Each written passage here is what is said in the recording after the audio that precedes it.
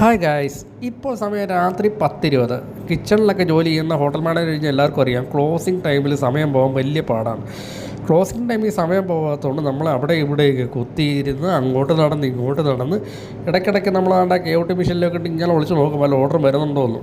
അതൊന്നും നടക്കാഞ്ഞിട്ട് കിച്ചണിലൊക്കെ ഒരു 10 റൗണ്ട് നടന്ന് നോക്കുമ്പോൾ ഇവിടെ ക്ലീനിങ്ങും പരിപാടിയൊക്കെ സെറ്റായിട്ടുണ്ട്.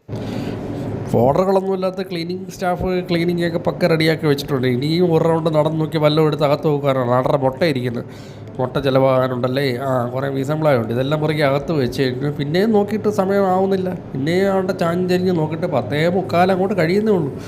എന്നാൽ വീണ്ടും ഒരു റൗണ്ട് ചെക്കിങ് നടത്തി ഒരു റൗണ്ടൊക്കെ നടന്നിട്ടൊക്കെ വരാം എന്ന് വിചാരിച്ച് പിന്നെ ഇങ്ങനെ കറങ്ങി അങ്ങനെ ഓർഡറും വരുന്നില്ല. കറങ്ങി നടന്ന ആ തവയുടെ മണ്ടയ്ക്ക് കുറച്ച് വെള്ളം കുരഴി സൗണ്ട് ഉണ്ടാക്കി.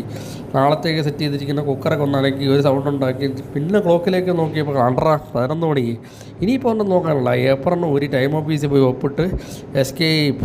അങ്ങനെ എന്താ ഡ്യൂട്ടി കഴിഞ്ഞിരിക്കുകയാണ് ഗൈസ്. നാളെ കാണാം. Bye bye.